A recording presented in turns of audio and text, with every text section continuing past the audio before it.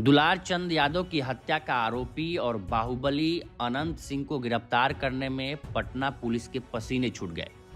India today की report बताती है कि 1 नवंबर की रात करीब 11:10 पर पटना के एसएसपी कार्तिकेय शर्मा 150 पुलिसकर्मियों के साथ बाढ़ के कारगिल मार्केट पहुंचे, जहां अनंत सिंह अपने समर्थकों के साथ पहले से मौजूद था। मौके पर एसएसपी ने अनंत सिंह से पहले बातचीत की। बातचीत के बाद ये तय हुआ और उसी के आधार पर 11:45 की रात ही अनंत सिंह को हिरासत में लिया गया। उसके बाद पटना पुलिस ने हिरासत में लेकर अनंत सिंह को बाढ़ से पटना के लिए रवाना हो गई। इसके बाद ये तय हुआ कि पटना में एसएसपी और डीएम की ज्वाइंट प्रेस कॉन्फ्रेंस होगी और प्रेस कॉन्फ्रेंस होने के बाद ये मीडिया को बताया जाएगा कि अनंत सिंह की गिरफ्तारी हो गई है। ये प्रेस कॉन्फ्रेंस 1:30 बजे होनी थी, रात को 1:30 बजे, यानी कि 1 नवंबर और 2 नवंबर की दरमियानी रात 1:30 बजे ये होनी थी। इससे 1 बजे पहले मीडिया को सूचना दे दी गई थी। उसके बाद 1:30 बजे तक पटना के जिला अधिकारी डॉक्टर त्यागराजन भी पहुंच चुके थे। लेकिन प्रेस कॉन्फ्रेंस में जब दोनों लोग बैठे थे उस वक्त भी अनंत सिंह को लेकर पटना की पुलिस वहां स्थान पर नहीं पहुंची थी, पटना तक नहीं पहुंची थी। अनंत सिंह को पहुंचने में देर हो गई, यानी कि 1:45 पर अनंत सिंह को पटना लेकर पटना की पुलिस पहुंची। उसके बाद से प्रेस कॉन्फ्रेंस 2 बजे शुरू हुई और प्रेस कॉन्फ्रेंस में डॉक्टर त्यागराजन ने बताया कि ये चुनाव आयोग के निर्देशों के अनुसार ये गिरफ्तारी हुई है और चुनाव आयोग ने स्पष्ट निर्देश किया है कि चुनाव में निष्पक्षता होनी चाहिए और चुनाव को निष्पक्ष कराने की सुनिश्चित करने की ये हमारी प्रतिबद्धता है और हम ये तय करेंगे कि किसी भी प्रकार की इस प्रकार की अनहोनी न हो और इसको हमने गंभीरता से लिया है। सुनिए डॉक्टर त्यागराजन ने क्या बोला। चलिए, आप सब लोगों को मैं आज स्वागत करता हूं। जैसे आप लोगों को जानकारी होगी, जो घटना मोकामा विधानसभा क्षेत्र में हुआ है उसको जिला प्रशासन और पुलिस ने काफ़ी अति गंभीरता से लिया। गंभीरता से लेते हुए पूरी घटना का छानबीन भी पुलिस द्वारा पुलिसी कार्रवाई के तहत की जा रही है। कांड दर्ज हुआ है और पुलिसी कार्रवाई अलग से चल रही है। हम लोग इस घटना को बहुत ही सीरियसली देख रहे हैं और घटना के बाद काफ़ी हम लोगों ने कार्रवाई की है। आज जो गिरफ्तारी हुई है इसके संबंध में एसएसपी साहब और केस के डिटेल संबंध में आपको बताएंगे। आचार संहिता बहुत ही एक मजबूत स्तंभ है पूरे इलेक्शन प्रोसेस में और इलेक्शन कमीशन का स्पष्ट निर्देश है कि बाई लॉ इलेक्शन होगा तो उसी का अनुपालन 100% करने में हम लोग लगे हुए हैं और कराएंगे भी। कोई भी असामाजिक तत्व किसी भी प्रकार की प्रयास करेगा कानून तोड़ने का, आचार संहिता तोड़ने का या किसी भी प्रकार की इन्फ्लुएंस करने का कोशिश करेगा तो उनके विरुद्ध कठोरतम कार्रवाई की जाएगी। हम लोग 100% आर्म्स डिपोजिशन करने के लिए आदेश दिए हैं और लगातार जल्द से जल्द जितने भी लीगल आर्म्स हैं वो भी डिपॉजिट हो जाएंगे। चेकिंग पॉइंट्स हर विधानसभा में 50 के ऊपर पॉइंट्स बनाने के लिए निर्देश दिया गया है, जिसमें सीएपीएफ के माध्यम से भी चेकिंग कराई जाएगी। सेजर पूरे राज्य में पटना जिला में सबसे ज़्यादा सेजर अभी तक का हुआ है।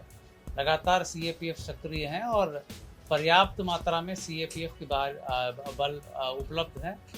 वो पुलिस बल और मजिस्ट्रेट के साथ लगातार चेकिंग की कार्रवाई लगातार कर रहे हैं और सेजर भी कर रहे हैं। आचार संहिता के संबंध में सभी पदाधिकारियों को पुनः निर्देश दिया गया कि किसी भी प्रकार के अगर उल्लंघन होगा उनके विरुद्ध कठोरतम कार्रवाई किया जाना है। जहाँ तक इलीगल आर्म्स की बात है उस पर और तेजी लाई गई। जहाँ जहाँ आवश्यकता हो सीएपीएफ को भी यूज़ करके उसमें छापामारी की जा रही है और जहाँ पर भी ऐसे सूचना मिलेगी वहाँ पर हम लोग छापामारी करके कांड भी दर्ज करेंगे, उक्त असामाजिक तत्वों को जेल भेजने का काम भी करेंगे। कहने का मतलब इलेक्शन कमीशन द्वारा दिए गए निर्देश पूरे लॉ और कानून को फॉलो करके इलेक्शन की प्रोसेस संपन्न होगा, वो बिल्कुल होगा, उसको पालन कराया जाएगा। उसमें कोई भी बाधा उत्पन्न करेंगे उनके विरुद्ध कठोरतम कार्रवाई की जाएगी। मैं फर्दर जो केस संबंधित डिटेल से एसएसपी साहब आपको ब्रीफ करेंगे। जिला अधिकारी डॉक्टर त्यागराजन के बाद से पटना एसएसपी ने अपनी बात रखी।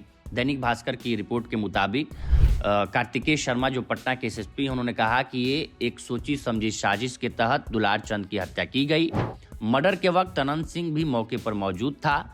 पुलिस हत्या में शामिल किसी भी शख्स को नहीं छोड़ेगी। इसके साथ ही कार्तिकेय शर्मा ने बताया कि 2 और अन्य लोगों को गिरफ्तार किया गया है।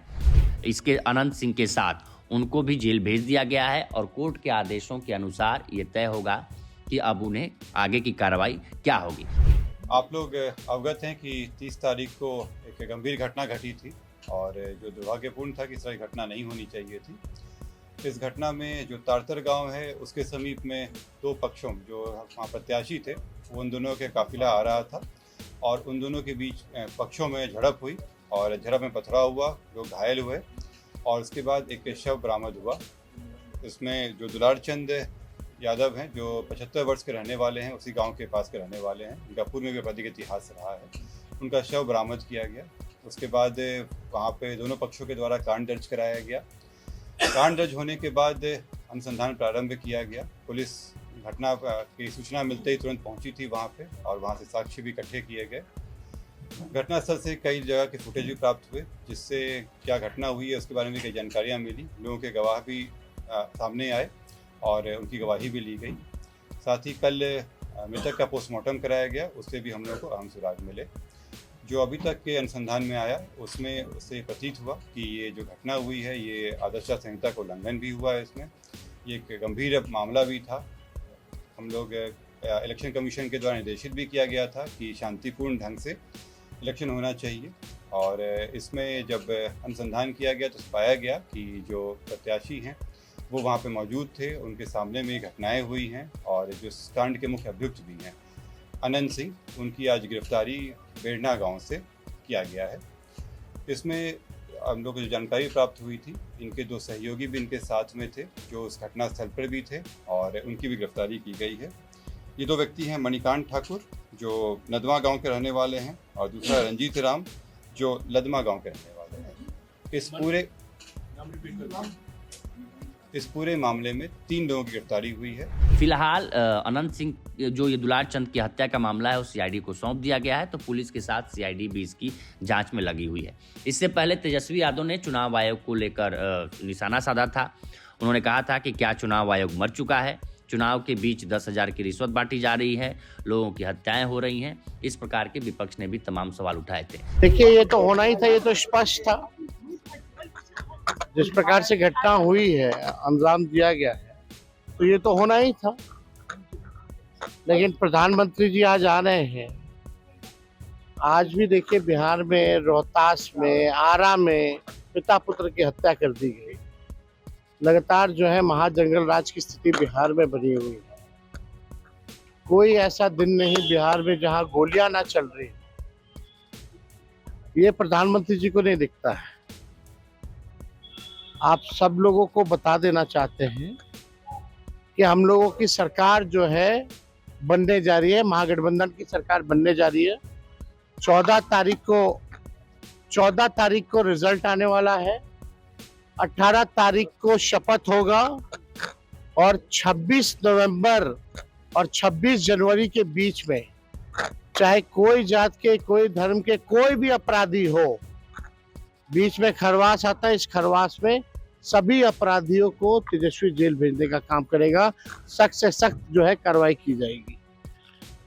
ये एकदम स्पष्ट है। बिहार की जनता इस बार महागठबंधन की सरकार बनाने जा रही है। प्रधानमंत्री जी अपना रोड शो करने आए, फैक्ट्री लगाते हैं गुजरात में, अब विक्ट्री चाहिए बिहार में। ये नहीं होने वाला है। इनके एनडीए के लोग बोल रहे 1 करोड़ नौकरी रोजगार देंगे। 11 साल प्रधानमंत्री रहते पूरे देश में एक नौकरी इन्होंने नहीं दी। अब बिहार में 1 करोड़ रोजगार नौकरी देंगे।